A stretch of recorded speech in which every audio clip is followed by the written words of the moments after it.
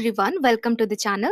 In today's video, we are going to learn about one of the most important element of pattern making, the construction lines. In pattern drafting, construction lines are one of the most important things to understand because they help you draft the pattern accurately and neatly. These lines act like a guideline that helps you to place important measurement and shapes of the garment correctly. So let's get started. Let's understand what construction lines are. Construction lines are light guidelines drawn on the pattern paper before drafting the actual pattern. They help in placing important points such as the bust, waist, hip, shoulder, armhole, dart position, and even the garment length. Without construction line, it becomes very difficult to maintain that balance, symmetry, and correct proportion of a pattern. These lines are usually drawn lightly with a pencil because some of them might be erased later.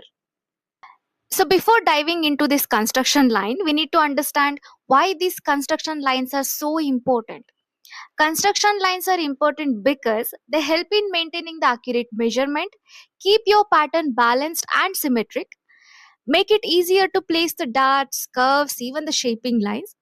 They helps to avoid mistakes during the drafting and it improves the fit of the final garment. In a simple words, we can say these construction lines are actually the skeleton of the pattern. The main construction lines used in pattern making includes the very first one is the center front line. The center front line is a vertical line drawn in the middle of the front pattern piece. It is used as a reference line for placing a measurement and keeping the pattern balanced. We also call this line as a central axis line.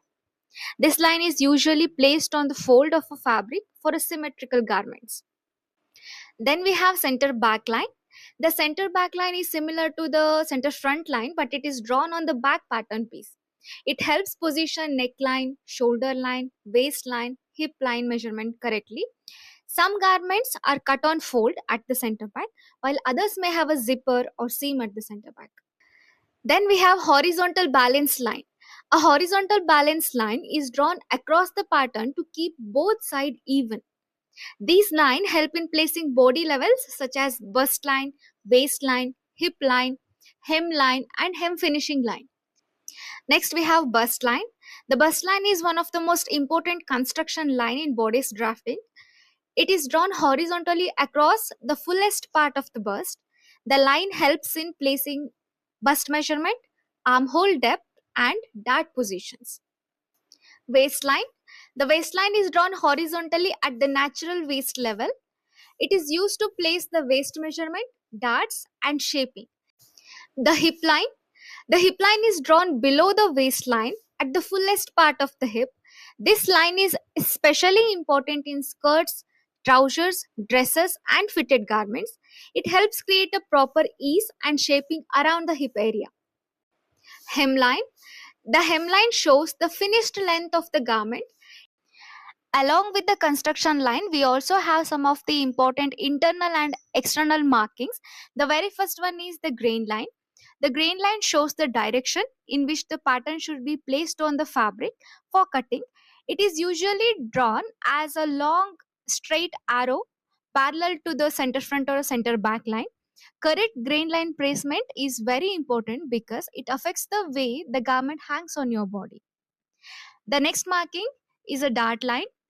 Dart lines are the construction lines used to mark where the fabric will be folded and stitched for the shaping. The dart line is very important for contouring to fit those curves.